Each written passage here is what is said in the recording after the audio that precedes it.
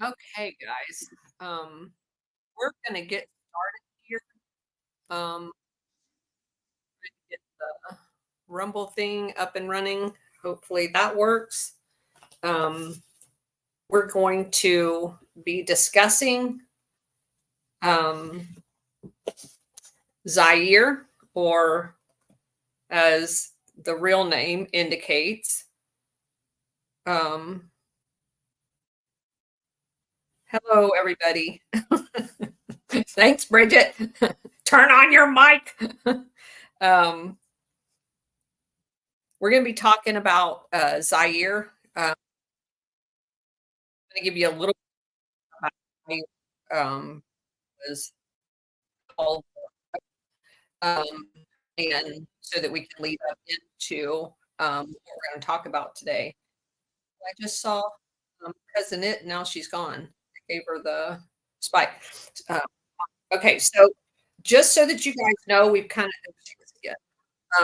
of changed up the way we're doing this. We are not going to give out mics until we get done with the presentation, and um, that allows. Can you hear me now? I can hear you now. Verizon. Dang, yeah, Verizon. We're good. All right. So we're not going to take out mics until the end because we get a lot of bots in here. We get a lot of crazies in our spaces, and they try to crash our site. So Bridget and the president are busy bashing bots while I'm doing the presentation, and it just makes it more streamlined and easy and less distracting if they're doing their job and I'm doing my job, and then we come together at the end and have a little chat. All right. So yeah, and I'm old. I can't multitask. So yeah, I'm not even going there. All right. So just for a little, we've done the Congo in this series. But just for a little history, because we do have a lot of new people joining us every single day, thanks to all of you and all of your hard work in sharing the material. Um, the Congo story, as it goes, was a former Belgian colony for over a century. And it was a very awful situation, as all of them were, but even more horrific for the Congo because they had discovered uh, rubber, gold, diamonds, uranium, and they had people like little kids working in the uranium mine around poisonous material. And if you didn't produce the quantity that the Belgian leadership decided that they thought you were capable of doing, they cut your hand off. So again, very horrific circumstances in the Congo as a Belgium colony. And in the late 50s and early 60s, there was a freedom movement that swept the African continent where people were throwing off the colonial powers wanting their independence. Um, we have also discussed the fact that the colonial powers, while they understood they could not squash the appearance of giving independence to their former colonies in Africa, they were going to devise another way to colonize them nonetheless. And they did that in the form of the WWF and the Sierra Club and many 1001 Club and many other things that we've talked about as well. But specifically with the Congo, they were given their independence, and I'm going to put that in big, heavy air quotes, and they elected a president and a prime minister. The CIA quickly bought off the president so that he was on their side against the more popular and more powerful, according to the way their government was set up, prime minister, which happened to be Patrice Lumumba. And when the Belgium kind of gave him the keys to the castle and said, hey, it's yours, but here's the caveat. You don't get any of your natural resources. We're going to keep those. and we're gonna keep them under contract to Belgium, and you're basically not going to get jack crap. And, oh, by the way, you're also not gonna get to run your military. We're gonna leave all the Belgian officers in charge, but we'll take your enlisted people to be the grunts in the military. And when Patrice Lumumba said, "Yeah, that's not gonna work for me. I want my resources. I wanna educate my people. I wanna build healthcare because you didn't do it. You guys suck, and get the hell out of my country." He fires all of the Belgium officers and begins hiring, Congolese to round out the military so that they can support him and the protection of the resources. Well, Belgium, in collusion with the CIA and the US, basically go into, well, they never left, Katanga, which was one of the provinces of the Congo, and, basically succeed and stand up a whole brand new government called Katanga.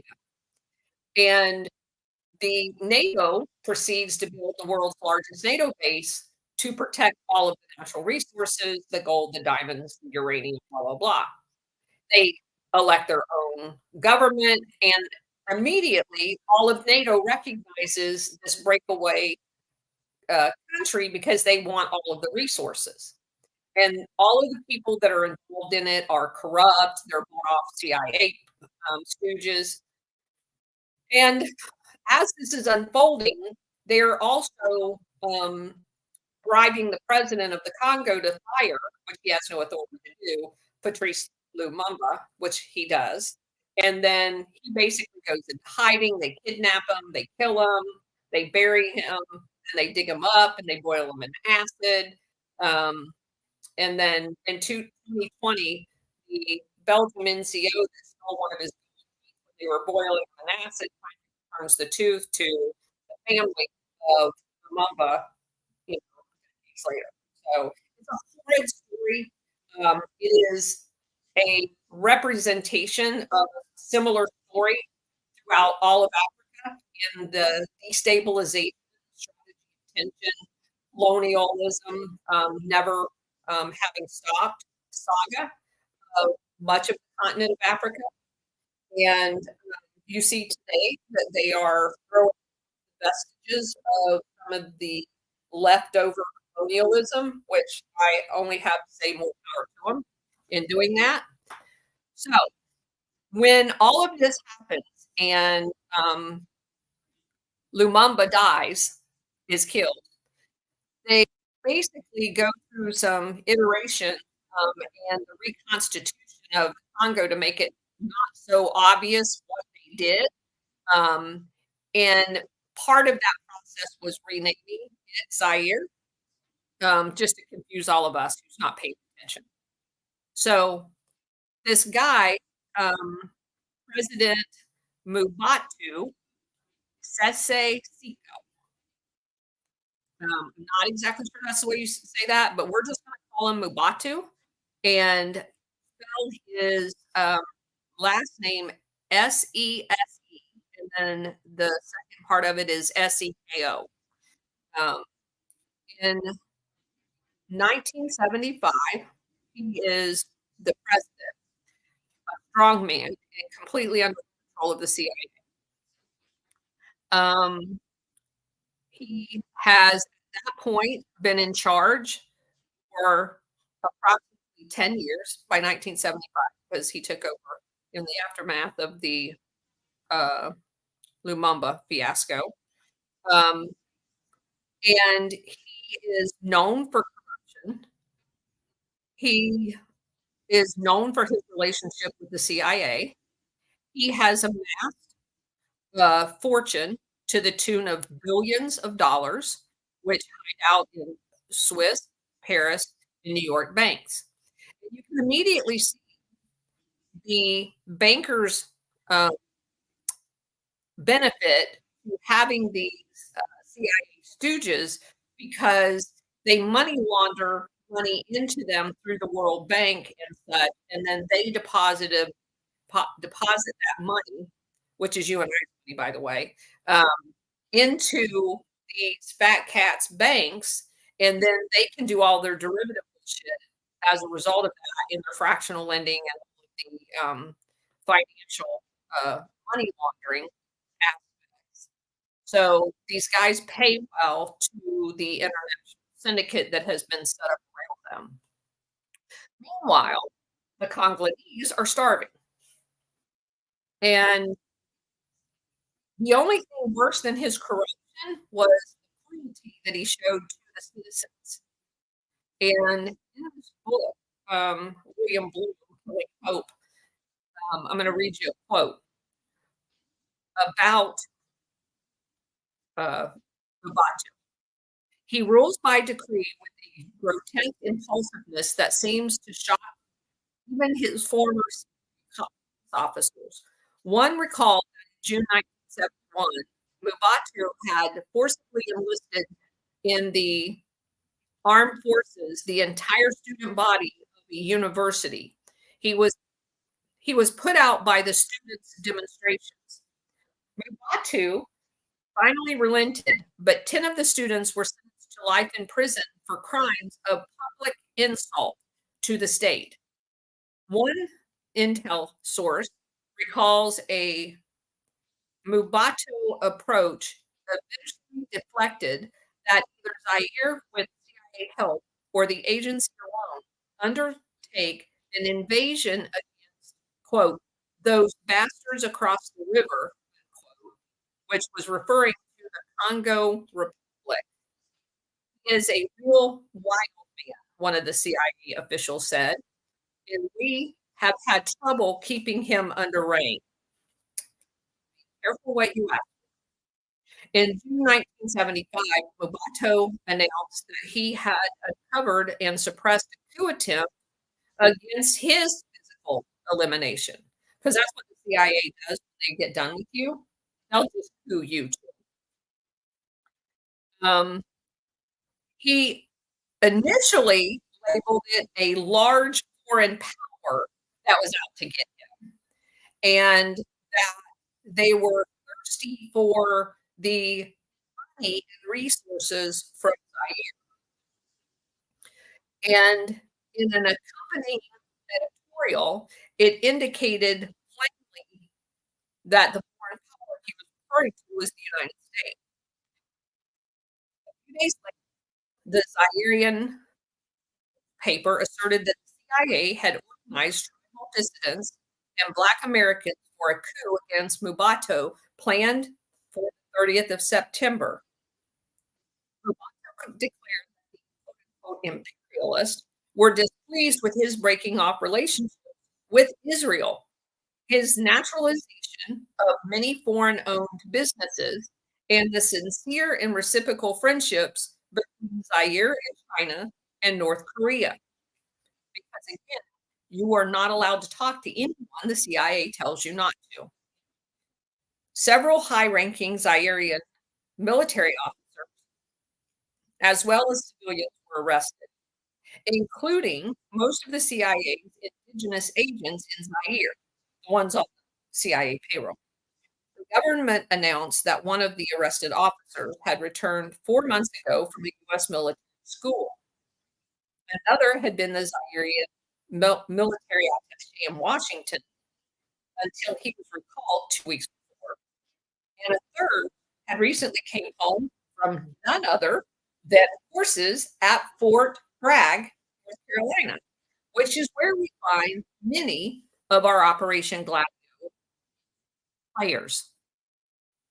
So, as we have said many times in the past, the military schools that the CIA arranges for these governments to send their people to is for the CIA to groom the students as spies to go back and infiltrate their appropriate government.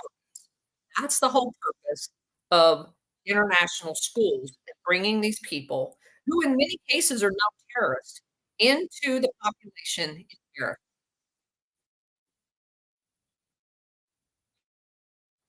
So there has been many supposed coups similar to what he's referring to. Um, and A lot of them involve former students, US schools that are arranged by the CIA. They do this undercover, quote, unquote, "learning" on how to suppress a coup, but what they're actually being done is how to actually orchestrate one.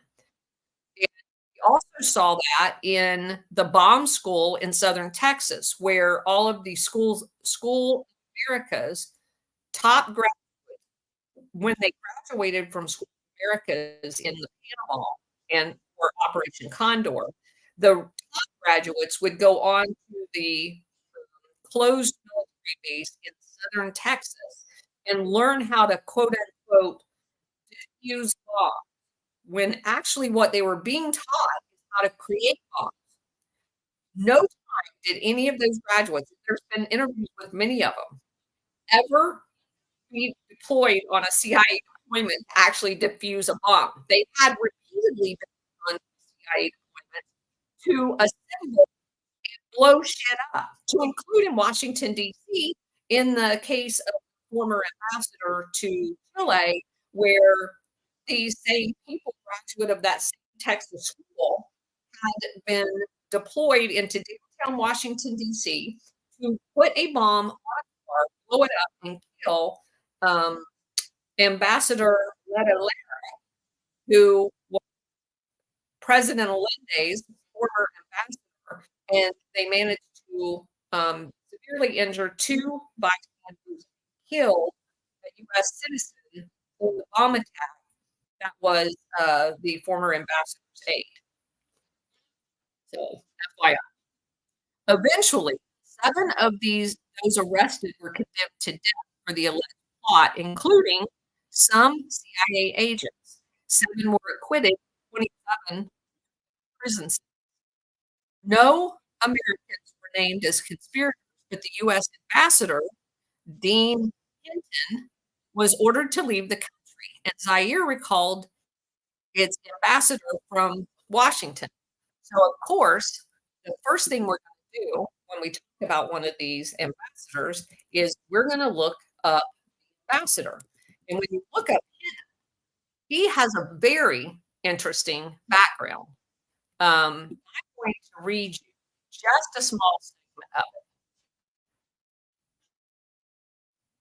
Hinton was no stranger to controversy. Now, keep in mind, this whole network has been set up in the mid-1940s. In 1949, while serving as the US embassy at the US Embassy in Syria, he became aware of a US plan to support a coup overthrowing the democratically elected government in Syria. He's quoted as saying, "I want to go on record as saying that this is the stupidest, most irresponsible action a diplomatic mission of ours could ever get involved in, and that we've started a series of these things that will never end," unquote. And he damn sure was right, because that series is called Operation Gladio, and we're up to over 80 of them now. This is one of the very first ones. However, the new government led by Sunni al Qassam did the US's bidding and allowed the Trans-Syrian oil pipeline to be built. It instigated talks with uh, uh, Israel and imprisoned trade unionists and basically anybody the CIA said they didn't like. He was executed in his pajamas within a year, just as Hinton had predicted. Hinton went on to serve in El Salvador and left it a mess. He also served in he was in El Salvador when they, were doing all the murders in 1980. Um, he supposedly investigated the Santa Rita massacres, which is a whole story in and of itself, but basically blamed it all on, the people that the CIA, wanted it blamed on. And it was later revealed that it was actually American military advisors that had been present at the time of the massacre, and that it was the people that the US was supporting that did the massacre. But he served in Pakistan, he served in Costa Rica, and, Costa Rica was where they were doing the drugs, and he was there from '87 to '90 when they were doing flying out of there. That's where they one aircraft that crashed, and they found drugs on it, actually launched from Costa Rica. He was also the ambassador to Panama, during the early '90s, again, while they're running all the drugs. So you kinda see he has a history here of working on behalf of Operation Gladio, as does all of these people that we come across. He also served time, in lesser roles in Kenya, Guatemala, France, and Chile when they were getting ready for the coup in Chile. So, there you have it. Dirty as dirty can be. Um, wanted y'all to know that. Um, the State Department denied the allegations in, Zaire that they were involved at all in a quote unquote coup. And the Secretary of State, Henry Kissinger, announced that the charges were based on totally wrong information that fell into the hands of Zaire and was probably the result of forgery, although he offered evidence of the sort. Um, on the other hand, it would not have been the first time the CIA was involved in a plot to eliminate an ally that they actually installed, because they did that with Batista in Cuba, Trujillo, um, Figueres, and Diem out of Vietnam. Lato, at this time, for his own reasons, was deeply involved in the civil war in Angola, and we've already went over Angola. There is spaces out there on Angola if you know more information about that. We've already um, and of course, Mubato was involved on the side that the CIA was supporting, which, by the way, he was actually related to the guy that was in charge of the UNITA UN forces. So that's the reason why these two countries butt up against each other. And the uh, Katanga area that I was telling you about, where all of their resources are, is literally right up against Angola, and Angola shares many of the resources in that same, it would be their northeast region and the Congo southwest region, like, where they butt up against each other. And so Gumbo was basically doing the CIA's bidding by, aiding his family, and providing, troops for the fighting there. Um, and then this is the irony of the whole thing. I love this quote. The senior CIA officer, upon returning to Washington, um, told reporters in a meeting, quote, "He simply has no idea how to run a country," unquote.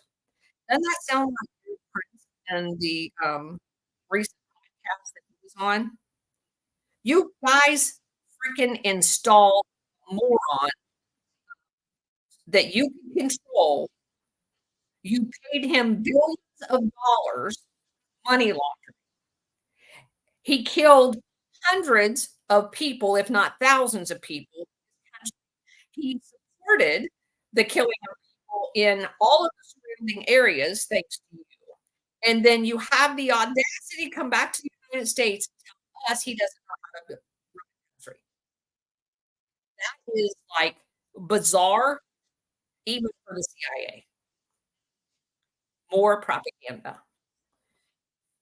And then you have the Chinese and the North Korean military advisors that he had brought into Zaire, training some of their military, and they were doing that side by side with the US forces.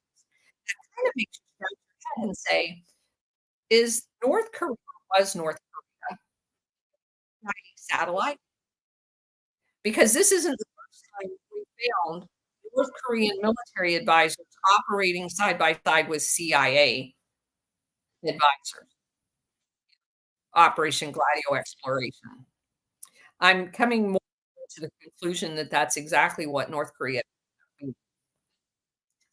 Um,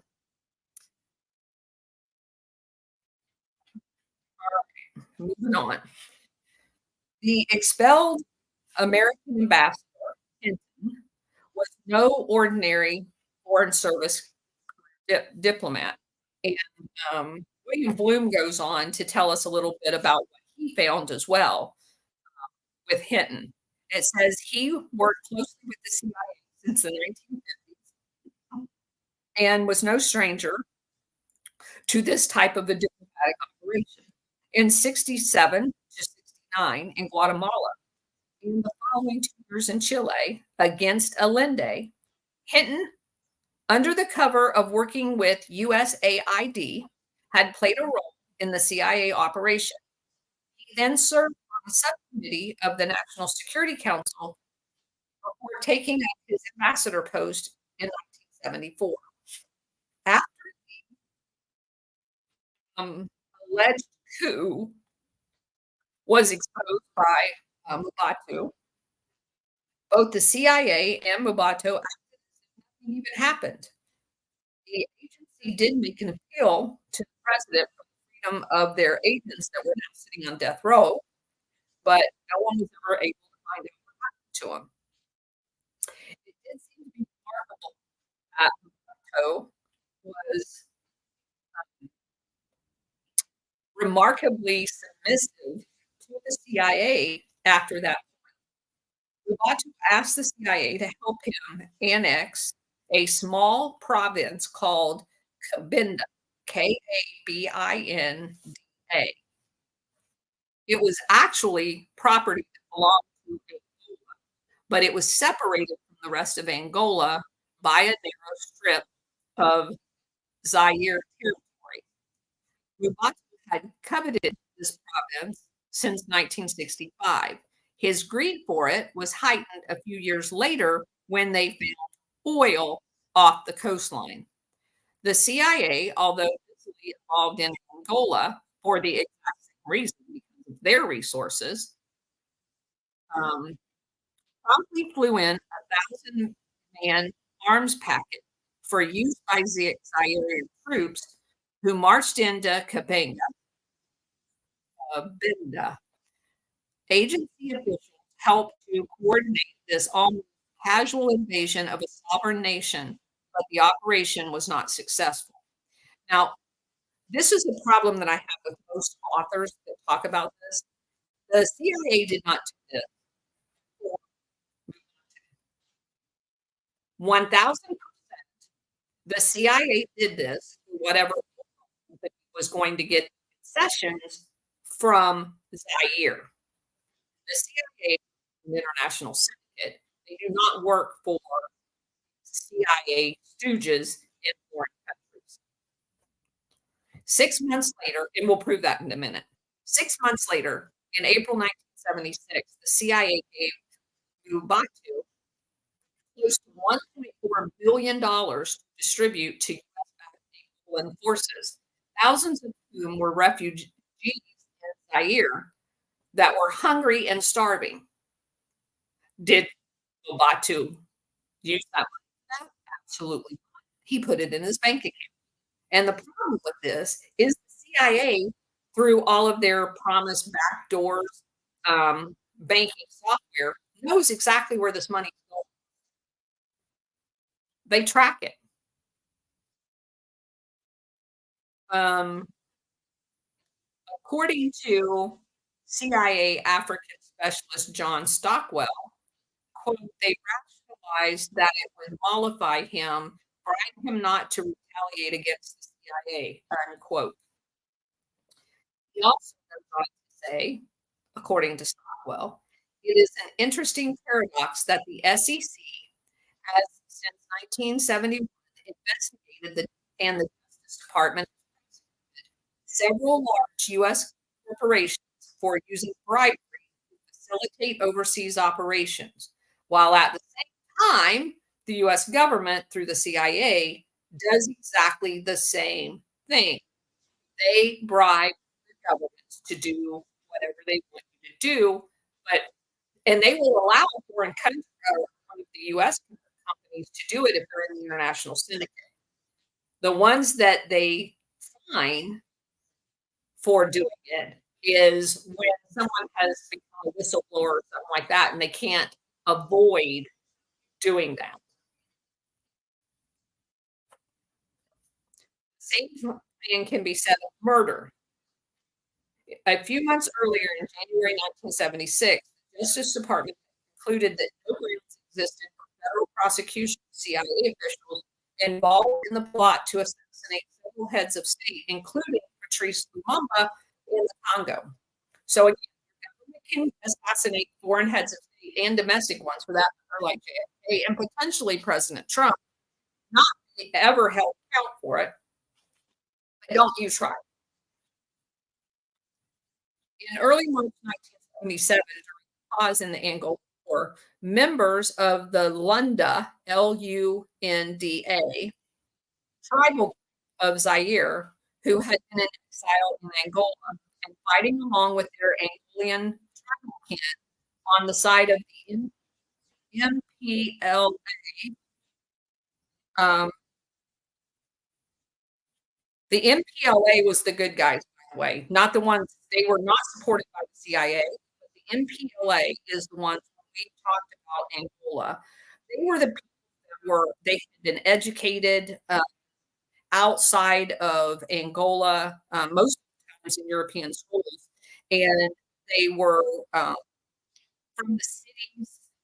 They knew how to administer governmental organizations, very articulate, and many of the non-NATO countries all aligned behind the MPLA because they knew that was the only way for Angola to be successful is to have these people in the initial presidential congressional leadership positions to get the country off the ground, which is exactly why the CIA and the US and NATO lined up against it because they wanted to maintain these countries and their resources as their colonial, um, disheveled kids or wards of the state so that they could steal all of their resources. Um, so hold on, bring Bridget back up. So let me go. I was distracted by having to bring Bridget back up.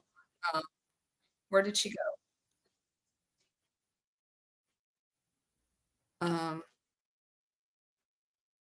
Right. I know, Liz. I got it. I'm trying to get her back up. All right. So let me start this. Good, Bridget. My side, I'm a speaker. Okay. All right. I've sent it to you like 3 times. So there you go. Yeah. I just sent it to you again. All right. Thank you. Sure.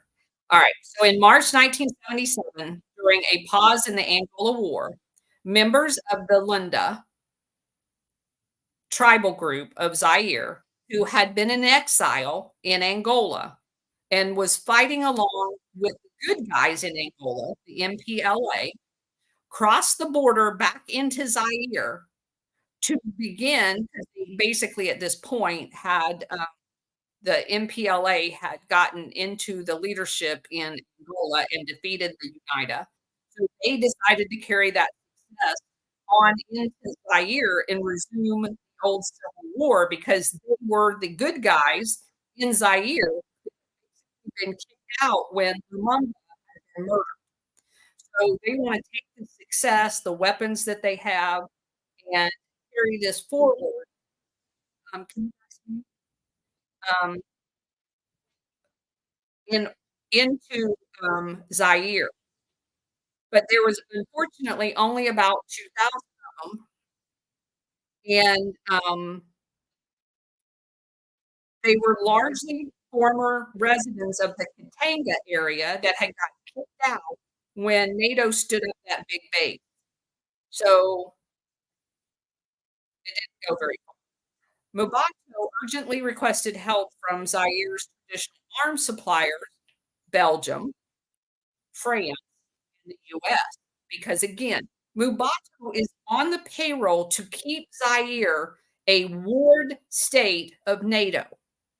So all of these people are going to help him keep the peasants down, the slaves down, and keep the resources coming to NATO to be exploited by the international syndicate.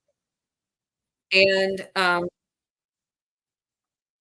so basically, in that province that these former Congolese were going back into, the Katanga area, it had upwards of 80% of the Zairean um, resources in that area. So the US responded by giving them $2 million of military supplies a month, but within a few months, it was $15 million each month for several months. France gave them Mirage jet bombers. Jimmy Carter had been in office less than 2 months as this stuff started happening. He was reluctant to give his administration a new foreign adventure. The Angolan involvement had only recently wound down based on sanctions that had been put on here by Congress and blah, blah, blah. Carter's action in Zaire constituted a very mild response, mild enough to get Washington to accuse him of non-intervention. The administration pointed out that that its aid was all non-lethal, like Obama support of Ukraine. It is a military transport plane, spare parts, fuel, communication equipment, blah, blah, blah. The aid represented a drawing of credits already authorized by Congress for Zaire, as if the United States, therefore, had no other choice but to continue giving Zaire assistance. So, Jimmy Carter's position was it's an African problem. Let Africa solve it. How not? Carter denied the suggestion that US aid to Zaire was part of a venture with France, Belgium, Morocco, Egypt, Sudan. At the same time, the State Department characterized American policy as a neither help nor hinder, except the CIA was coordinated with all of those countries, whether Jimmy Carter knew it or not. Yet only a few days earlier, the US had given its tacit approval to Morocco's decision to send 1,500 troops that were armed with US military equipment to Mobutu to fight what he labeled an insurgency, which was actually just a return home of many of the former Zairean citizens. Morocco would have to obtain Washington's permission in advance to do so, which of course we did, and we explained that we talked about Morocco. Morocco has been awarded the US and NATO for, ever since World War II. In mid-April, Newsday broke the story that the CIA was secretly supporting efforts to recruit several hundred mercenaries in the United States to serve alongside Zaire's army. A guy by the name of David Bufkin, Bufkin, was a Californian who responded to volunteer to be a mercenary. Um, he was basically recruited by the CIA to do this, and he had lots of former combat experience. He'd also done lots of former military missions, or well, CIA missions is a better way of saying it. The New York newspaper stated that the CIA had strong links to Bobkin and had told the Justice Department that it would not cooperate in any investigation, basically shielding him from being held accountable as a civilian for any foreign service. So they were basically Um, the New York Times reported that diplomats in Washington said that they understood that President Mubato indicated several weeks ago that Zaire might have to recruit mercenaries to repel the invasion. Bufkin denied that he was being financed by the CIA. He claimed that his financial aid is coming from Africa, which, as we all know, it most likely was. However, it was the CIA paying Zaire through USAID that then would pay him. That's plausible deniability. They do this all the time. But what is really interesting about this is the fact that it was later revealed that he was actually working with the KCIA, the Korean CIA, and that they were intimately involved in all of what was going on in the Angola area. Um, and they told everybody once that was discovered, they rationalized that by having these North Koreans in Angola, and therefore the South Korean version of the CIA, the CIA, had to be in there and had to have people working for them there in order for them to keep tabs on what North Korea was doing in Angola. Isn't that convenient? And there's quite a bit of information about this whole thing, but one particular thing I want you guys to just see how insidious this is. All right, so there was, and we talked about this when we did there were um, Cubans in Angola, and that was another reason the CIA what had lined up, they say, supporting the UNITA element. The real reason they were supporting it was because it was the corrupt element. Um, and lo and behold, Cuba actually supporting guys and doing what little they could, which was not a whole lot. But as we have seen in many of these scenarios, they did have people to help them set up medical facilities and that type of thing. And I find it strange, not really, but I just want to note that it is odd that most of what we saw in Grenada, we also saw it happen in Guyana. Most of the time that we have found Cubans, they are not there as military people. They are there as trainers to the civilian side, almost like civil affairs in helping in the aftermath of a CIA coup that they lost. And I think that's the irony. So our government has conditioned us to think every time we hear that Cuba is somewhere, that it's bad and that it's associated with communism. And what we are finding in country after country after country, that is absolutely not the truth. Um, and I'm not just saying that, I'm not relying on one author. This has to do with people that are interviewed on the ground in the aftermath of these coups.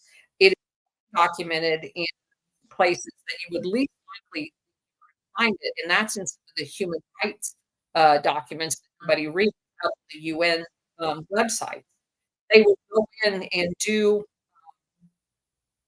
investigations afterwards as to the abuses of rights. What you always find is whoever the CIA supports has the worst abuses of human rights. And generally, you find documentation after documentation that if there were any Cubans on the ground, they were doing things like setting up schools. So I just want to make note to try to begin to erase the brainwashing that we've been subject to. Um, all right. So that the US and France um, were there training mercenaries and supported by Belgium and other Western interests, i.e., NATO, in the Katanga area because I told you they set up on native bases outside of Europe in protect the uranium. After fleeing to Angola in return for sanctuary, this group of former uh, colonies was let's see,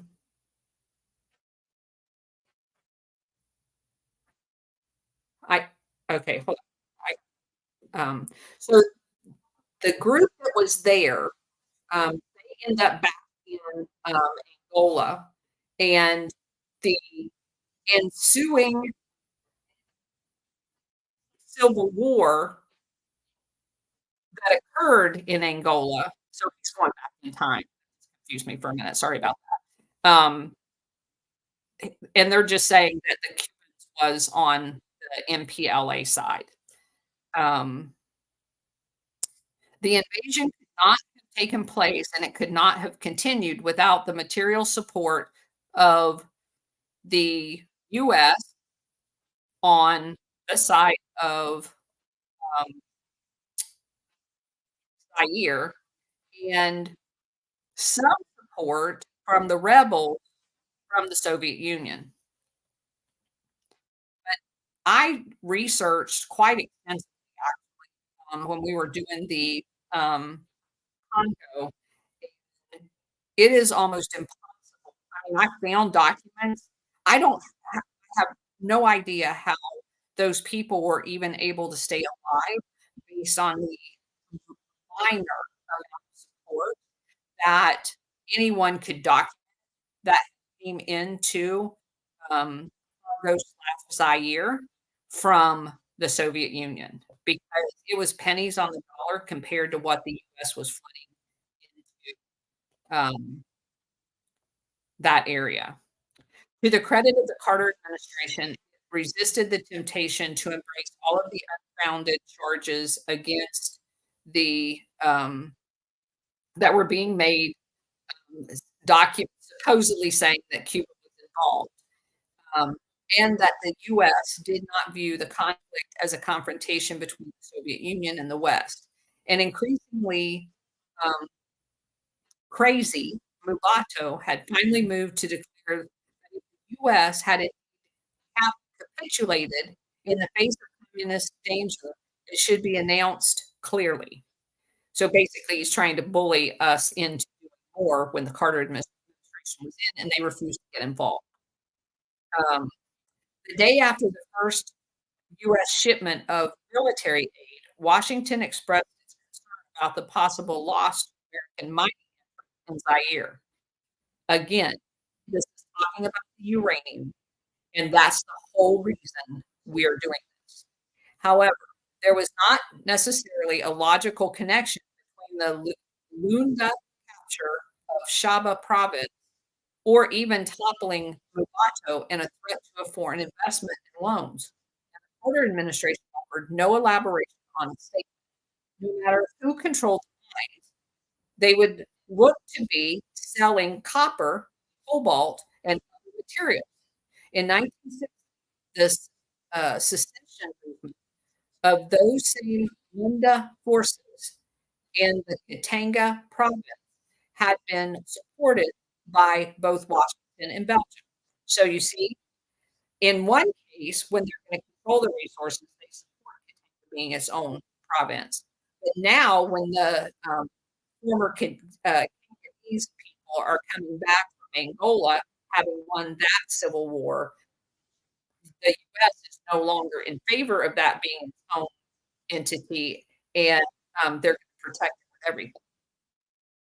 Why Belgium now opposed them was not made clear by events, except that the rebels sabotaged the power failure and halted the mine's water pumps, leading to widespread flooding.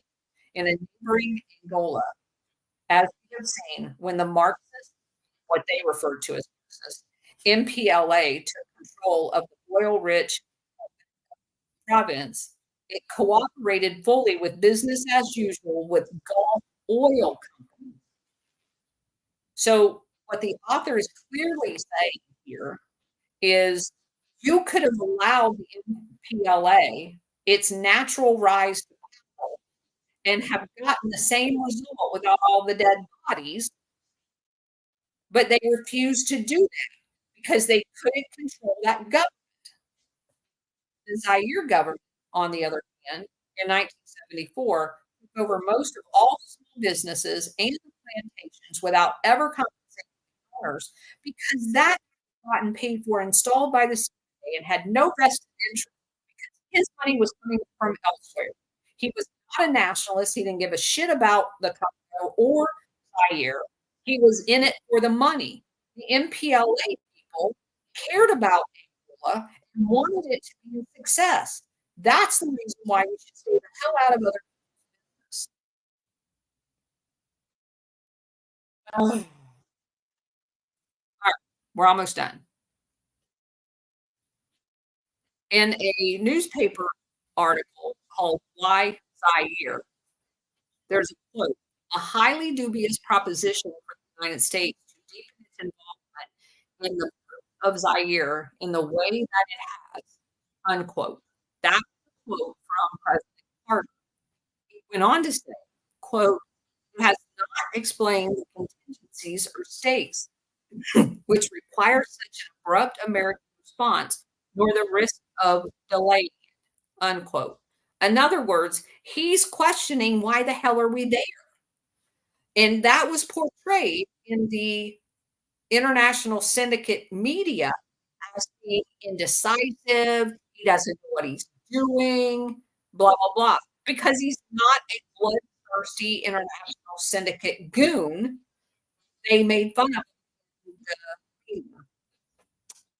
In the middle of May 1978, when the Lunda again left Angola and invaded their home province in Zaire, the Carter administration was once again drawn to the conflict.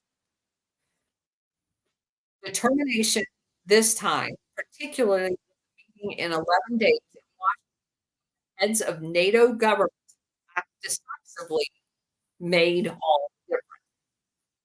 Within days, the US had sent several million dollars of non-lethal military aid to Mobutu, and who they had just 3 months earlier completely condemned because of human rights violations.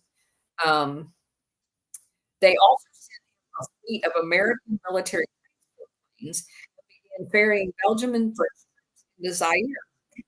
And they framed it as a quote unquote rescue mission of white foreigners trapped by the war. But they were shipping massive amounts of military aid into the country. American airlift was extended to deliver Moroccan armed forces into the province. And they also went out and picked up army troops from Senegal and Gabon to come in and also help on behalf of Bato, the dictator. The fighting in Shamba time was over in less than a month. At its conclusion, the New York Times reported that, quote, "Discussions with officials in recent days have produced no single cohesive explanation for the American policy in Zaire." You've got a very simple one. They want control. Um, Also, the president, for example, had discovered something which it seems he had not realized the year before, namely that aiding Zaire was in the national security interest of the United States. Administration officials also professed concern for the territorial integrity of all countries in Africa and elsewhere. That's actually a quote, and they're not joking. They just split up 5 or 6 years ago, 10 years ago, the whole country of Congo to murder, assassinate the president, but now they're all concerned about the territorial integrity while they're stealing all the resources.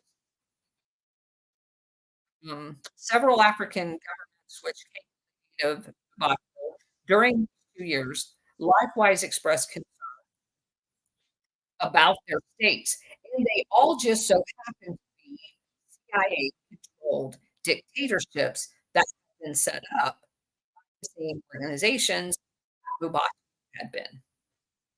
So that's kind of, where They eventually get rid of him, um, but none too soon. But I do wanna share with you because I think this is funny. Because Castro obviously had been, villainized through this whole process along with the Soviet Union as the place of last resort that people can go fighting the CIA for weapons. Um, May 25th, 1978, um, let's see, it was declared that Cuba obviously did nothing to hold back the invasion, and then it came to light that Castro had informed. All right, so the Carter comes out in May of '78, and he says that Cuba had done nothing to help, stop the invasion into Zaire, the people that had, the people that were former colonies that wanted that. But it then came to light that Castro had informed the US government earlier that he had learned of the rebels' plan a full week ahead of the invasion that it was going to happen, and the CIA did nothing to stop it. So Fidel Castro goes on to say, "It's not even half a lie. It's an absolute, total, complete lie." Um, so now the US is completely embarrassed, and you have the, president come back out and say, "Castro could have done more. If he genuinely wanted to stop the invasion, he could have interceded with the Katanganese themselves," which is just ludicrous. Um, and it also says, later on, one US official said that, um, it wouldn't ha the whole reason that they didn't do anything when, Castro told them about what was going to happen is that the entire room where it was brewed, one of the, um, uh, what did he call that? Co 40 committee. That was what Kissinger used, this 40, foreign policy people to make their quote unquote decisions. When it was brought up there that week before when Castro had originally told him it was going to happen, that no one believed Castro. So he told them it was gonna happen. They didn't believe him. It happened, and then they blamed Castro for it happening. So that's it. That gets us up to the end of the period 1978, for the Zaire segment of that. And as I had mentioned at the beginning, they end up going back to their old name, the Congo, once they decide they're gonna put, Katanga back in as part of the, uh, country. The CIA has, monopolization of the resources under control, they go back, to their original name. So, that's that. Does anybody have any questions? We can go ahead and open mics if you guys would like to come up and ask a question. Come on up. And just for those who came late, I just wanted to reiterate our new policy. We're just gonna hold the mic to the end so we can keep the bots out. Bridget and, President do a great job in keeping the bots out, but doing that and juggling the microphones at the same time, because you guys aren't gonna be able to talk anyway, just seems like a waste of effort. So, uh, we're gonna go ahead and, start the new process of, um, holding the mics to the end because the bringing them up and people dropping out is very, distracting, trying to do the actual presentation, and I was in a couple of other spaces that did this, and I just think it's much more organized, to do it that way, and completely less distracting for me. You're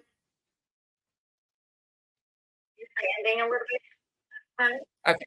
Just like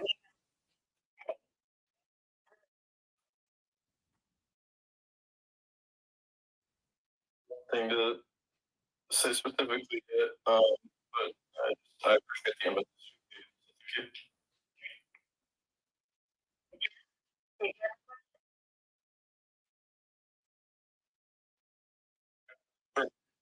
Were you college? Yes. You asked for a mic. Do you have a question? Yes, I just keep a call in from, and I just trying to get rid of the call. It's a question of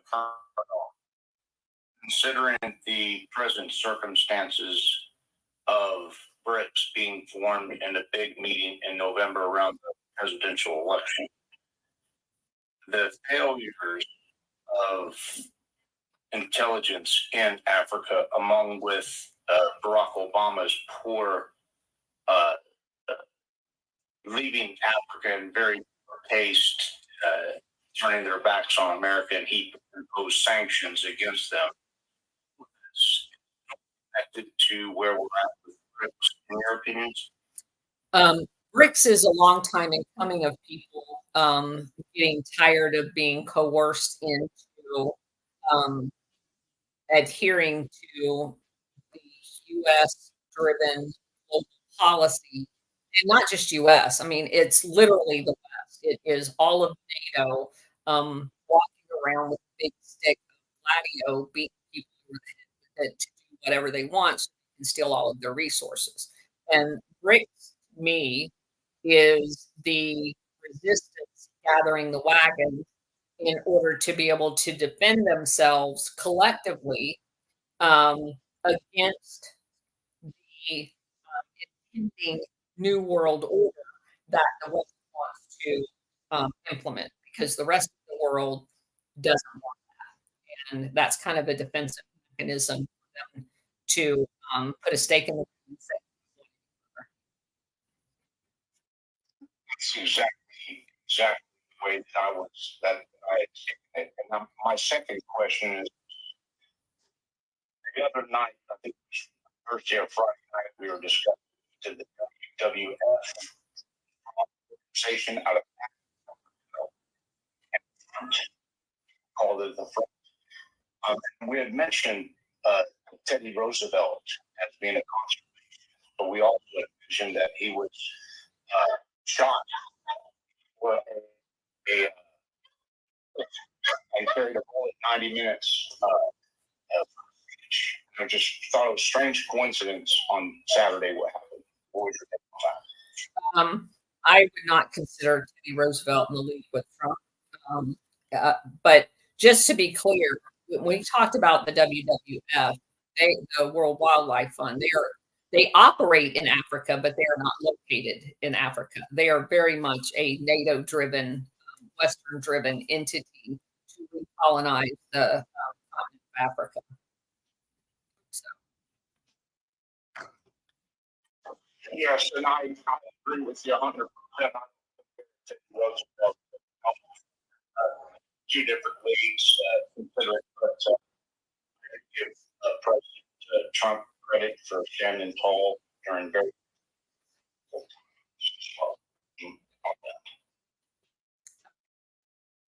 does anybody else have any questions? Well, thank you. First of all, thank you for this space. I passed by yesterday and I was trying to figure it out.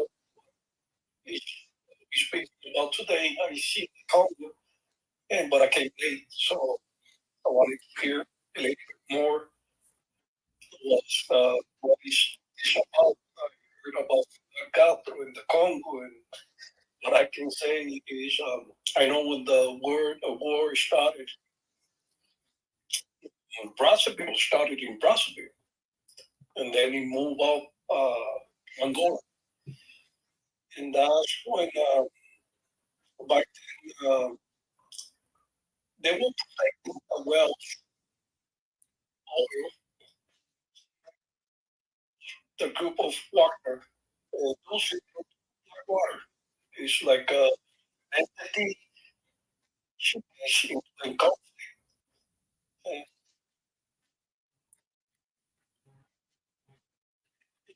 most of the humans are not well as they were before back then. I knew that if they have natural resource, they and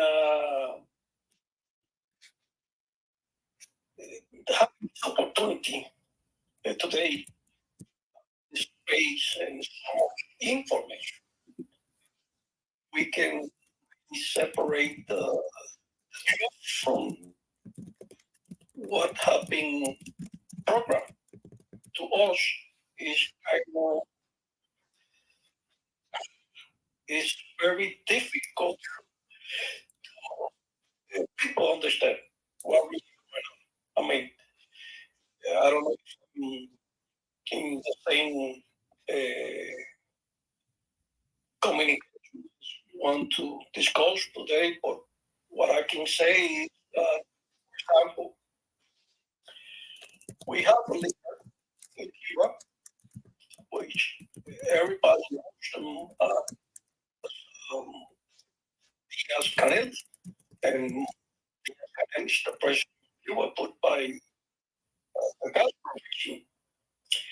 Now, if you go back to history, uh, we all know that Batista was always by Fidel Castro in the beginning of the revolution. But we have records. We have, how can I put it? We have so much information that we have shared leaders like Marco Rubio, Bob Menendez, Bob Menendez. And what do for not to be able for the people to know the real in history? It's kind of complex. I'm trying to compress here because so much information and we have so much space is limited. What I can tell you from all of this is that you find out that it was the biggest item, 65 years of suffering, to find out that the actual president is the son of Batista himself. Which, what I mean with this is that, you see, Batista had three brothers. And the one that I'm saying, his father, his name is Hermelindo Saldívar Batista.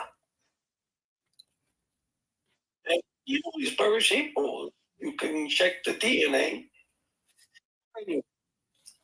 I never thought that not United States, but people which are put in place of this administration. We have Alejandro Mayorga, which is in charge of cyber. I'm still here. Go ahead. Okay. Yeah, cybersecurity. We have the opportunity to who can speak and who can be censored. In my case, I've been censored, put in jail. But these leaders are supposed to fight for the truth. Um, Keep going. can you hear me? Yes. Yes. And, yes. And we gave all this information to Bob Menendez, Marco Rubio, which in this case,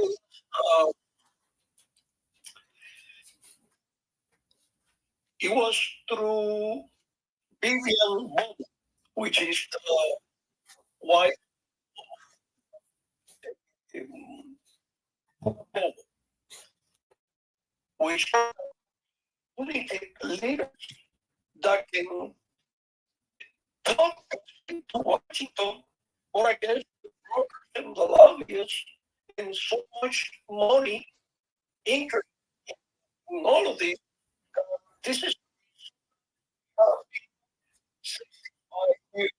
So, Alberta, let me ask you something. Why do you think it is that Marco Rubio and Menendez and those people will not tell the truth about Cuba? Because they are all family. Diaz Falar is family of wife of Fidel Castro, which just recently passed away, and it's like it's more than a conspiracy. It's like two families fighting, mm, deciding now to and okay, in Cuba for also the chicken is okay. And you see luxury cars entering into the port from the port of San Maria, which is owned by Luis Alberto Rodriguez Lopez Calleja. But but Alberto, you would agree that the bottom line is those people are benefiting by the current status. Is that correct? Say it again. That the people in our government, like Marco Rubio, they have to be benefiting by the current Of course, no, you hit it. We, as taxpayers, pay all these. For example, uh,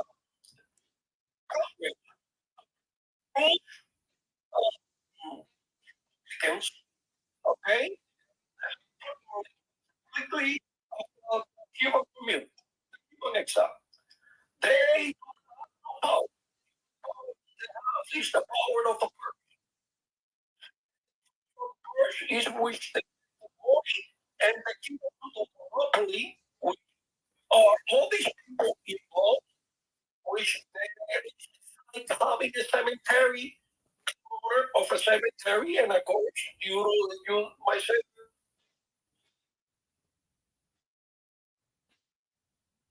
I think we lost him. Can you hear me, Bridget?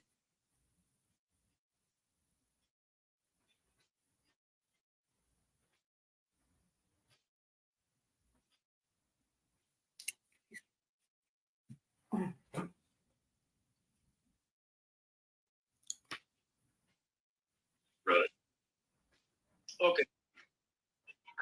So I made to permanent directly, certified mail and everything before he entered.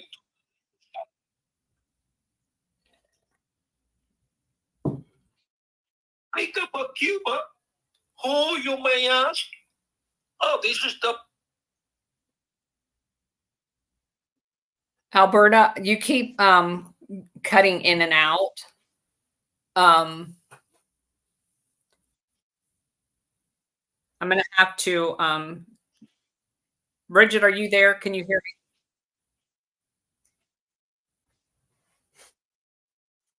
Bridget?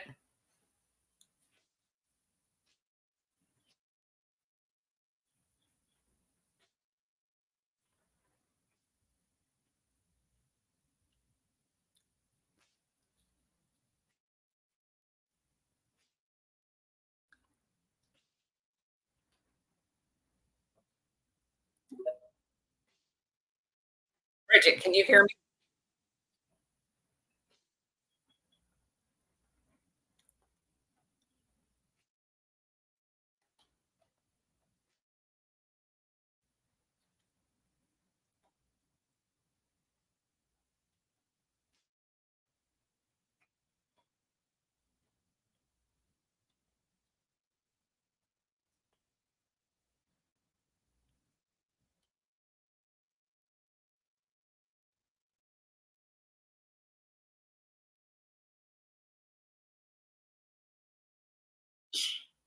They just find out right now. You can look it up.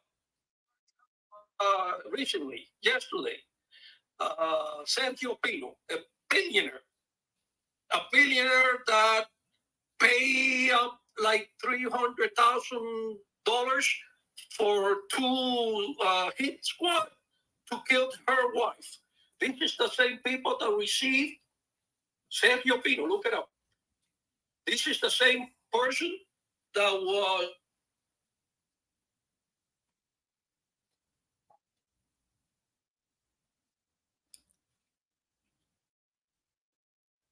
Bridget, can you hear me?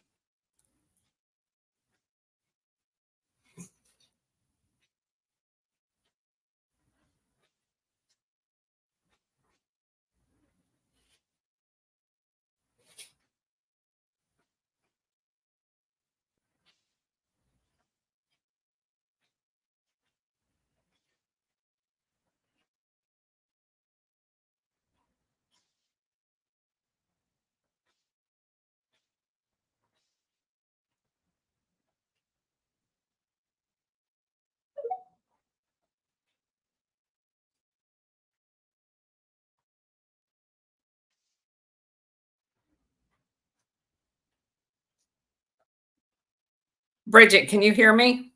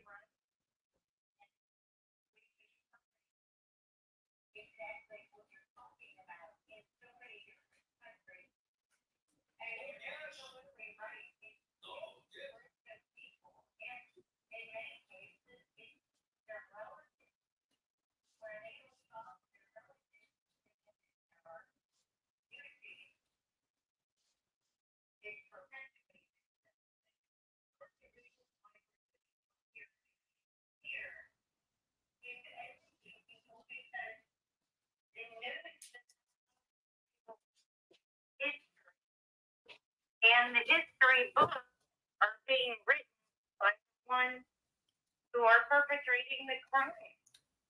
Exactly. Bridget? Exactly. Bridget, can you hear me? Yes, ma'am. Okay. All right. And Okay. the people- Alberto, and- Alberto. Yes. Yeah, we've got your point. We want to keep this open for other people to be able to make comments Yes, on yes.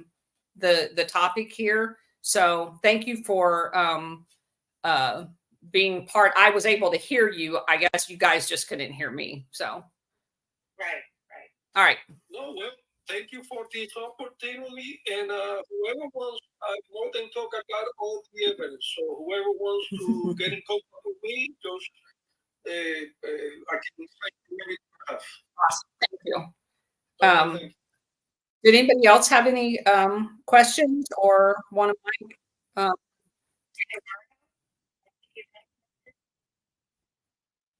I get it. Hi. Everybody. Listening to the story about the the war on Angola, Zaire, Congo, all these leaders and all of that. I grew up, people about all of that too. But there was something that you said that you was likely a question because some of our guys, also our people in our movement, have been digging into the story of Angola, and we have some testimonies of people that were there, talking about the oil field, the Cabinda.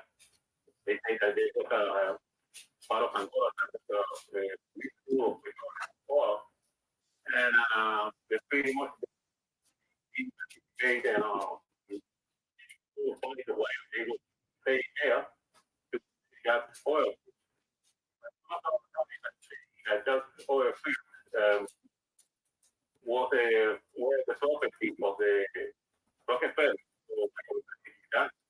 right? Or it's not right. You understood? Or is that right? No, as far as I know, the Cubans that were there, unlike what we were told that the Cubans were there as part of an expeditionary force and was actually fighting. There's no evidence of that at all. The Cubans, and again, this is something that I've ran across repeatedly. That was the exact same story we were told in Grenada. We were told that in Venezuela. We were told that in Guyana. We have constantly been being told that when Cubans go, and like in the case when we covered Grenada, they were there as school teachers and mechanics and teaching people different trades. And yet in America, the whole reason that we invaded Grenada was this communist here. Oh my God, the Cubans there, and they're teaching them to fight. They're going to be more communists on our doorsteps, blah, blah, blah. And none of that was true. And that is everything that I have read in Angola. They were there as non-combatant people, because again, you have to understand that each of these, especially in Africa, these are brand new countries. They have never been in leadership. They've never ran their own country. They have been colonies in some cases for a couple of 100 years. And all of a sudden, they're thrust into these leadership roles, and the entire West is fighting them. It's not even that they won't help them.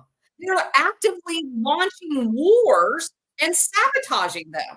So the only people in the entire world with the cojones and the backbone and the resources to come in and help these fledgling countries do something was Cuba, because they basically threw up the middle finger at America and the West and screw you. If you're going to help these people stand up after you've done the last 200 years of subjugating them and using them as slaves, then for humanity's sake, we're going to help.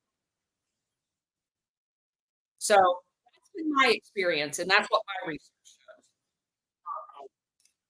Because I don't know when what's that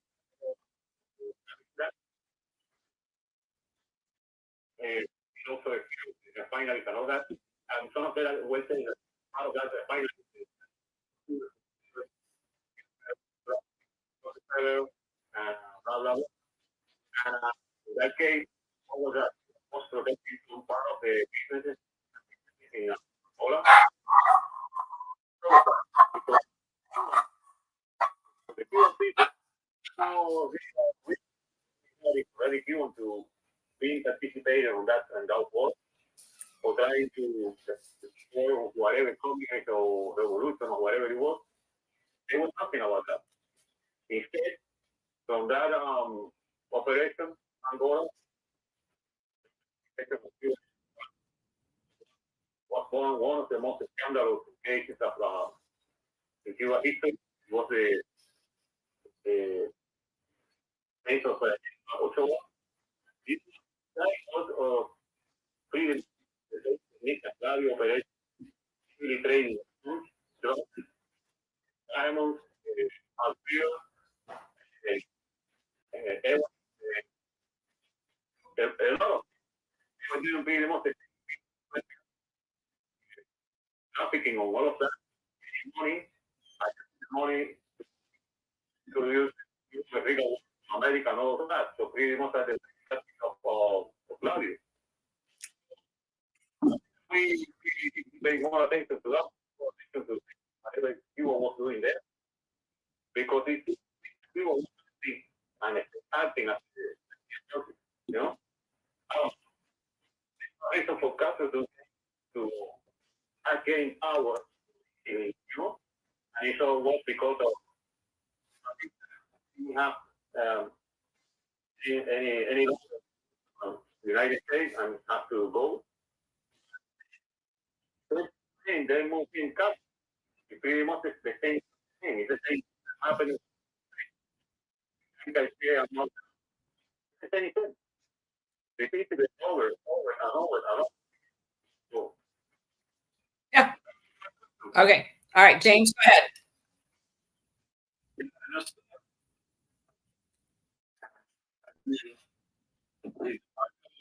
It sounds similar to kind of what happened in Afghanistan or what's been happening in the Middle East. Just and correct me if I'm wrong,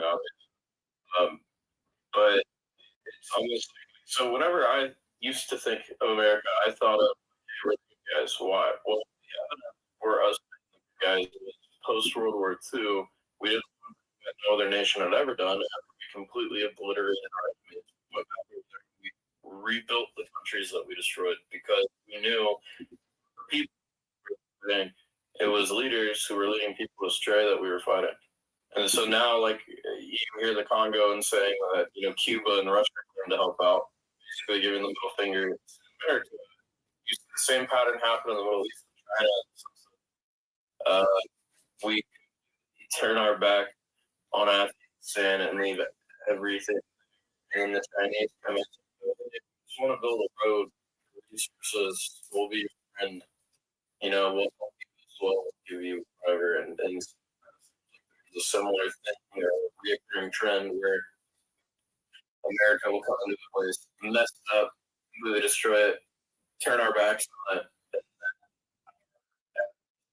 we'll come over and mess up the only and so is that kind of just So it's actually in Congo? Let me rephrase that. If you start with the premise that there is what I refer to as an international syndicate, that their entire goal has been from the late 1800s to monopolize all of the resources and subjugate all of the people, all of them, not just Africa, not just South America, but us too.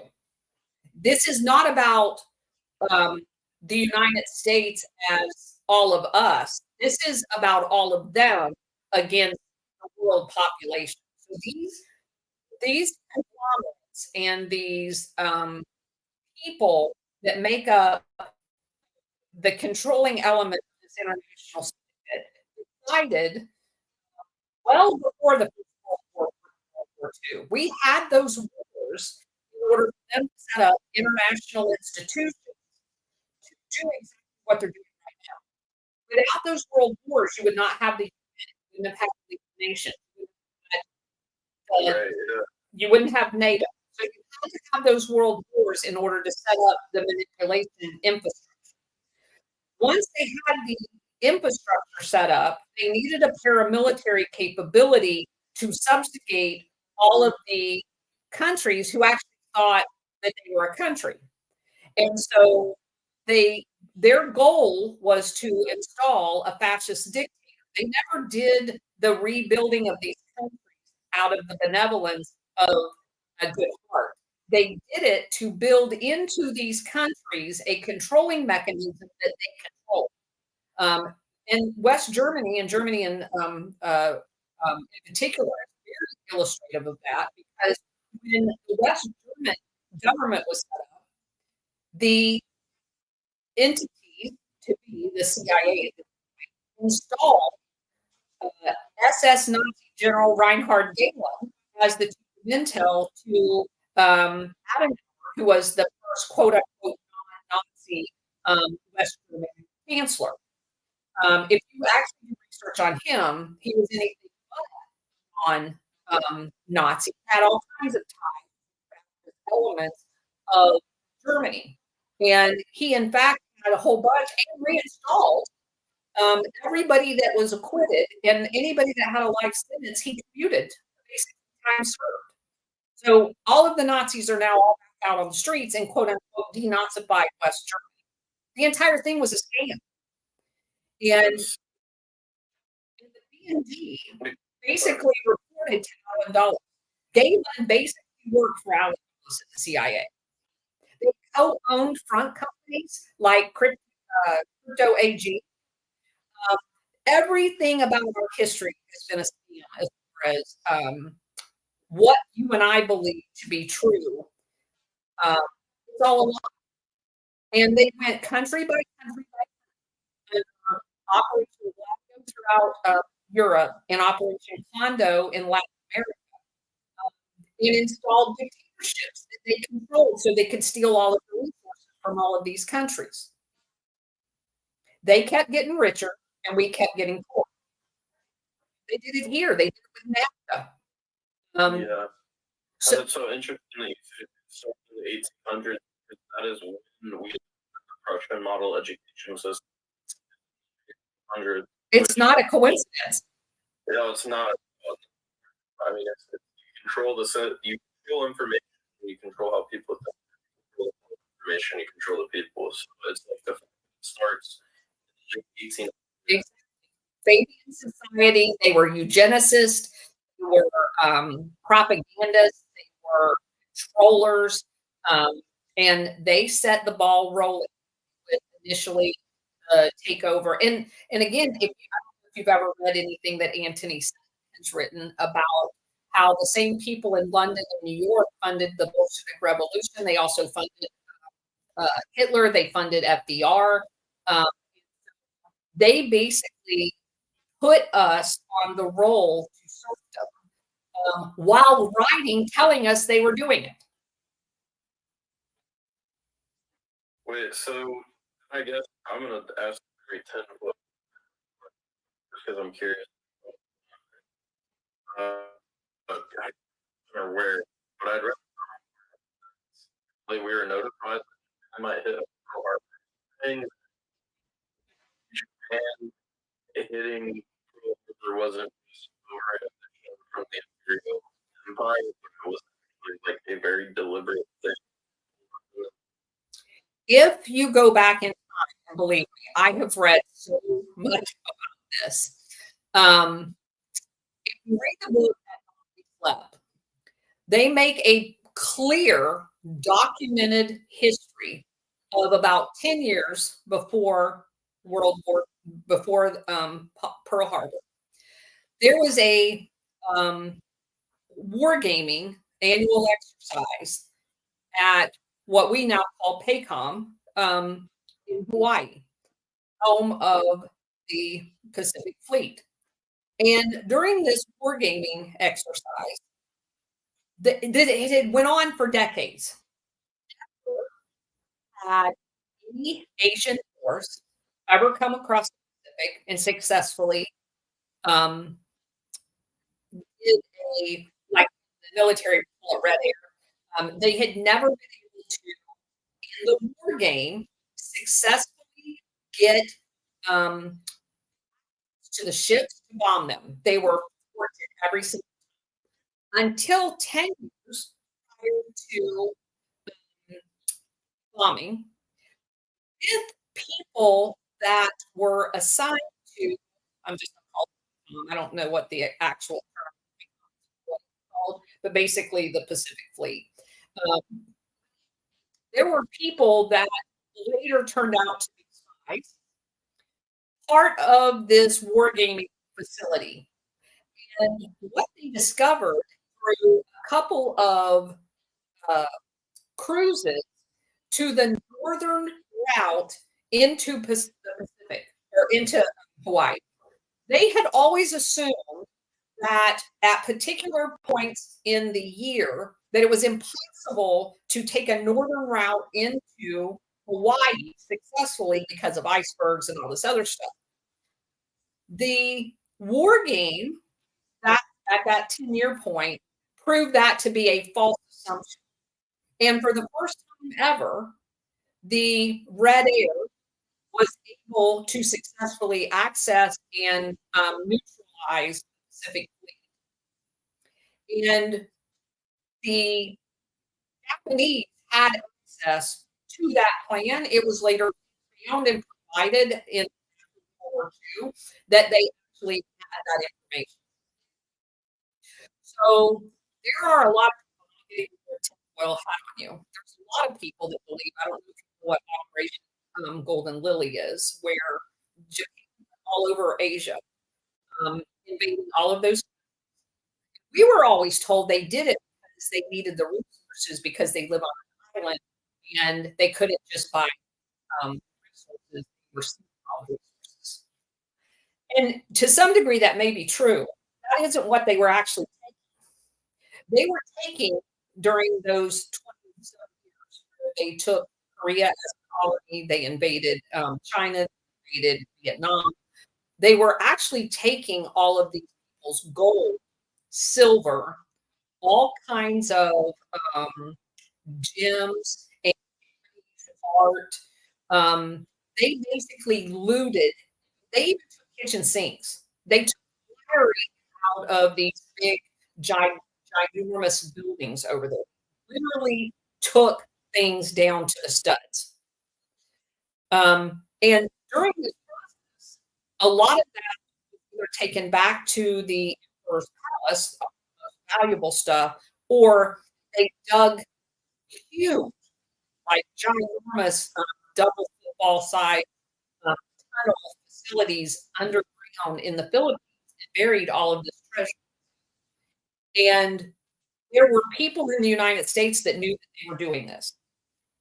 After the war, there were funds set up, and one of them in particular was called an M fund, the letter M and the word fund. There were three of them in particular that had like trillions of dollars worth of gold that had been stored in the Philippines.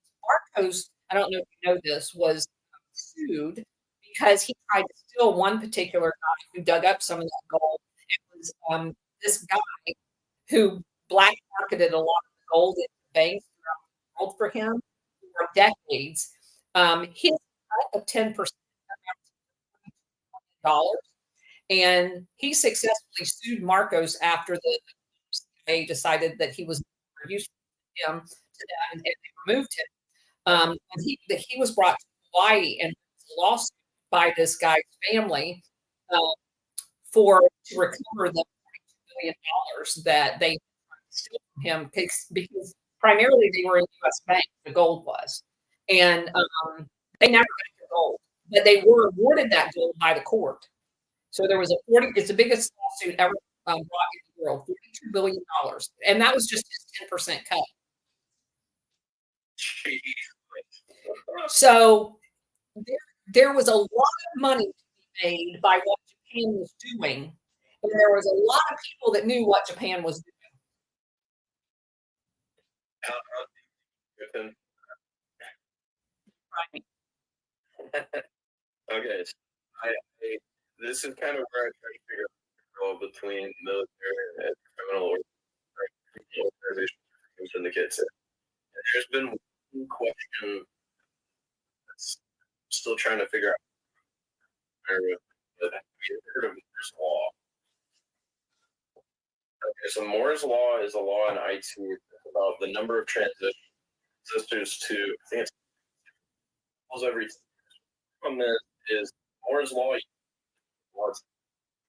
meaning that our technological advancements are just rapidly increasing by the day. And so I sit here going, well, like, we're in the 21st century with all of these amazing technology behind us, right? Why are certain things not like, why are certain problems staying stagnant and not being solved? And then I the answer that, well, when you solve a problem, you lose a lot of money. So where I go from here is I say, okay, where they burn trash cleanly, figure out how to chemically burn trash and take care of everybody's, don't throw plastic, right? There's chemicals, but they figured out how to do it. And then they use that. I go, well, we made the first computer, that version, snorted a line of steroids and lifted 500 pounds. Like, we have very powerful computers in our pockets. So I go, why do not personalized trash and trash? Gee, who was mission? Who was controlling? I mean, everyone here has seen The Sopranos, right? It's a great show, but seriously, I mean, it's management actors, the reasons for all that stuff. It kind of clicked with a book from Buckminster Fuller called Operation Manual for Salvation of Earth, where he talks about the pirates were the ones able to. Pirates were the ones that ran the world basically for a long time. Because if you do something you didn't want anyone to know, but you have to ask a pirate to move it for you. And then on top of that, specialists are jacks of all trades for information. So I guess through modern history, you come to realize that people who can without getting caught, noticed, and also there are people who can remove other people without getting caught or getting noticed. And so it's just crazy to me that we have this I think an issue with global warming just Correct. anyways, But yeah. hold on just a second. Don't make light of that, because in order for all of this stuff to work, they have to have a thing called strategy of tension. That's what makes all of this work. Their monopolization of all of the answers only is possible if they keep us at each other's throat. So Right. they have to have things like global warming. Global warming isn't real. It's bullshit. We all know it's bullshit, but in order to have that, that is what they use to drive wedges into people so that you can't collectively recognize what you just recognized. Okay, well, I mean, if you're so much for just the level of CO2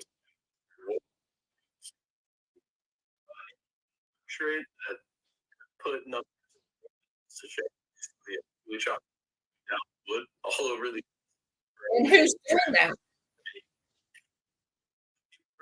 percent of it. The people that are doing that officially right now is the World Wildlife Fund under the auspices of All right. Oh, figure company that's been doing a lot of shit, BlackRock, right? So then that's. But it's not just one. So, Yeah, it's not just one. Yeah. It's a very so set of syndicates. Sorry, I don't mean to I'm like touching my finger. You're right. It's a scientific international group conglomeration who is not really about money. It's about wealth goes with the control. Nothing more than a commodity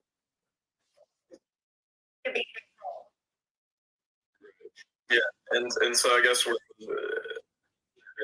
now, and well, it's like control information. How do we all get our information these days? Well, I mean, look at us now in a space, right? So when the gentleman earlier, Alberto, is talking about, what do I do? I have all this information. I try to get it out, but I can't.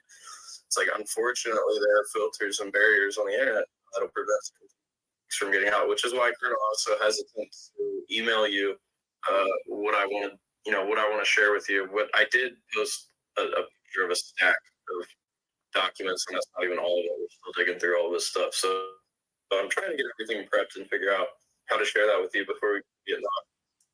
But I mean, there's all sorts of stuff in there. It blew my mind to find out that it and talking about it, still looking for it. Propaganda. No, that is absolutely true. That is absolutely true. Find out. Well, that the skeleton Russians from nest. Right, the eagle's nest. Yep. Yeah. So the genetic makeup of that woman. A lot of things. Well, but that's just the same thing as the Dutch finding out their moon rocks wood. It's yes. Yes. NASA gave the Dutch royal family a quote unquote moon rock, and it's wood. I'm not even lying. So when I say everything's a lie, I literally mean everything. And so go back to your pirate analogy, because I too have oftentimes thought of that, because one of the very first memories of me getting excited was Thomas Jefferson sending the Marines over. When I found out that the references to Tripoli and us going to save Americans that kept kidnapping and holding Americans for ransom, not only were the quote unquote pirates Muslims, but it was on the coast of Africa. And I'm like, what? Why do we not know that? And I'm not saying it as a pejorative to religion, but it's a relevant artifact, piece of history, because I never associated the Ottoman Empire with the Muslim religion, even though it was literally driven by the Muslim religion, because our history books never associate the two things together, which is completely different than the Christian Crusades, in which they used to drive Christianity all the time. So why is it the Ottoman Empire and the Christian Crusades, and then you can't figure out as a little kid that our entire first military expedition as a new country was to go save Americans from being kidnapped by Muslim pirates off the coast of Africa? Well, yeah. So I Twitter. I'm very religious. I just gave up on it. So I just said, you know what? I'm just put my faith in this, because it was making me too paranoid. But I mean, for 7 centuries of constant Islamic aggression. Before the in 1995, Muslims, Christian Jordan, Christian Palace. I just think it was weird how our history has like segregated these little stovepipes of information. You're only allowed to know certain parts to form general opinions that end up being completely not right.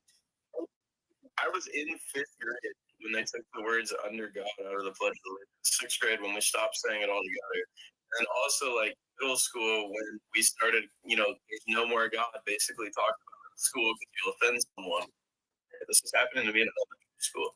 For context, around here, I'm 45. So it's like I literally was growing up as things were getting segregated out, as information was getting segregated. Getting you know, like, oh yeah, like no, the Crusades were bad. Me, no, no, Crusades were, at least the first Crusade was morally justified. And the craziest part is it took us about 100 years to get the Orthodox Pope and the Catholic to see eye to eye, so that we actually launch those. Like they were so caught up in this power that their church is right, all the churches are wrong. You know, that's, so they wouldn't even join. You know, these people who literally got as far as Sicily, which we didn't even get back until the Reconquista in 1492. You know, it's just like I'm so interested in stuff all the churches split apart and holding the pen of history. Especially now that things come to light with the things like that. So I don't know good or not, but I am interested in anything about how the church has played it. Well, Place we did on Italy or fact on our Rumble page because there were a lot of CI and how they were. Yeah. I'm definitely going to check out Rumble. There's Rumble hard to catch, but the best book so I did a series on Paul Williams' book. It was the very first book review I did on the Colonel's Corner on Rumble. Go listen to that. And then come after you've listened to the book reviews, come listen to the space on Italy. The space on Italy is a large kind of an extract of that kind of goes over the integration of and I also have a Substack where I just began talking about the money laundering aspect. I'm going to be doing a series of articles on Backland Media about all of this. So you can definitely check that out as well. So anyway, we're up on 2 hours now. So Alberta, I'm going to take first because Alberto had already had a question. Martoli, you go. We'll close out with Alberta. Please make the question short. Go ahead.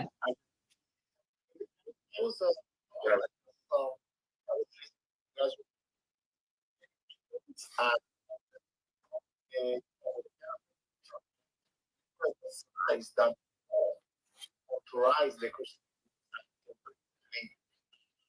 for loot is the urban second in 1095 during the Council of Clermont. Guy Urban the goal of in Europe joined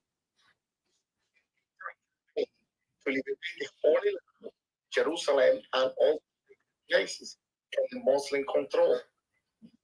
This was what marked the beginning of the First Crusade.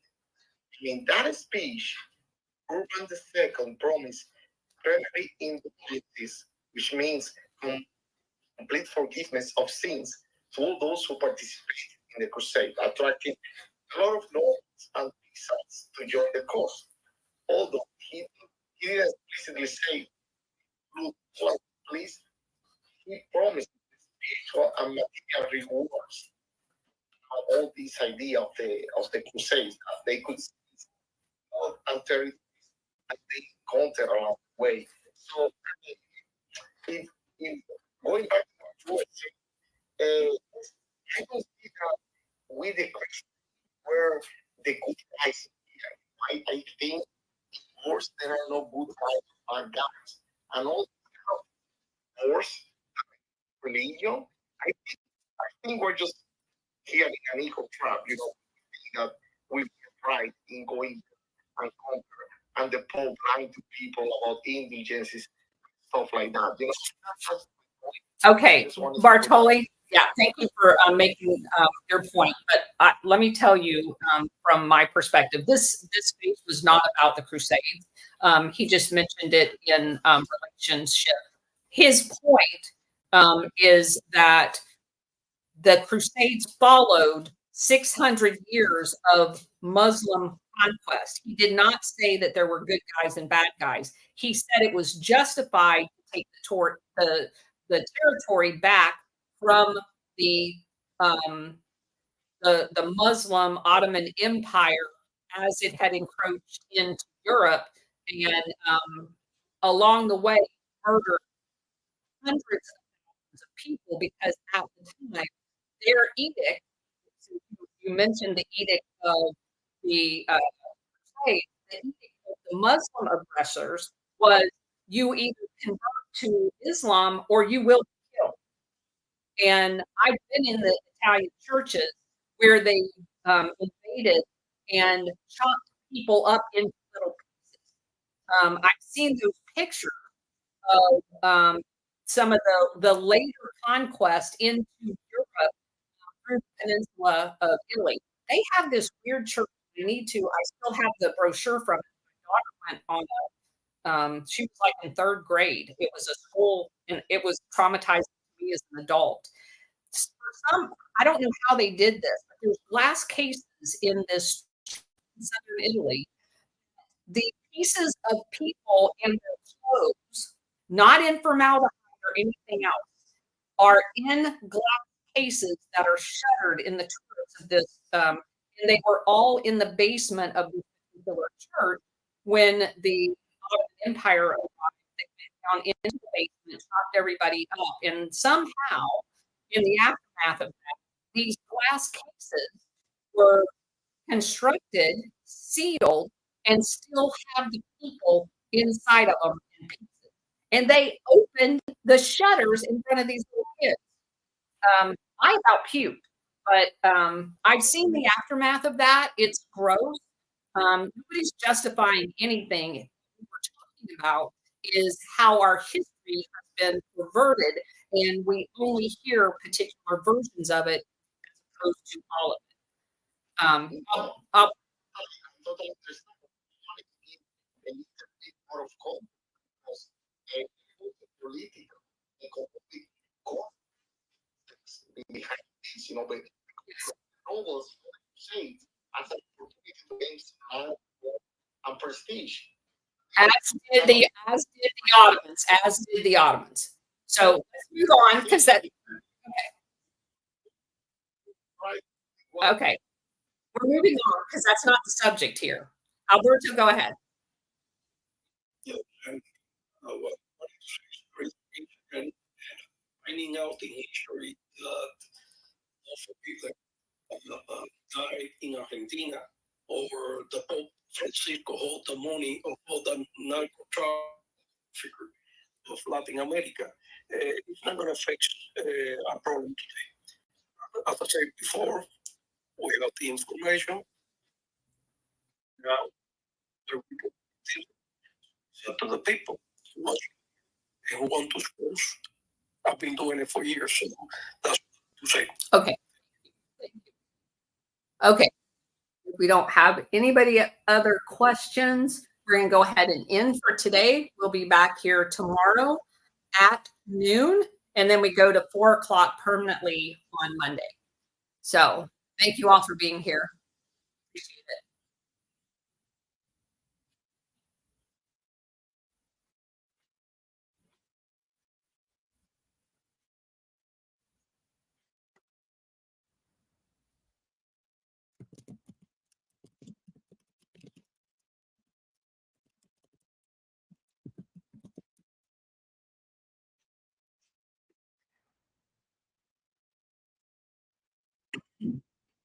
So I didn't know if you guys, I've already into the space. If any of you guys on here have questions. Yes, Tara, I agree. People are so hungry for information. You're absolutely right. Um, absolutely. It's It's a little overwhelming actually, because people they want to talk to other people that believe the same things. And I think this is like an exercise for people to be able to get their thoughts out and say them out loud, and people not think they're crazy, because so much of what we're finding out is absolutely crazy. So anyway, uh, you guys, if you have any questions, instead of making me go through the whole chat, um, please go ahead, and just drop them real quick. Um, and again, we're gonna be back here at noon tomorrow. You guys, tuning in on Rumble, and hopefully, I think I got all of the kinks worked out. This has just been a crazy journey. I think I mentioned to most of you guys that the other day when it dropped off, my husband actually started the RV, which is where my Wi-Fi is out in the cottage, and it like dropped it, which dropped um, the StreamYard and the Rumble feed, and it just like took everything out. And then uh, yesterday or the day before, the entire screen just went white. So I don't know. Stream over to YouTube too. I don't know if someone if they can actually zap the feed. I don't know. I don't know anything about this crap. But anyway, all right, Tara. Thanks. Thank you, Vision, Lulu. Thank you guys all for being here. Appreciate it.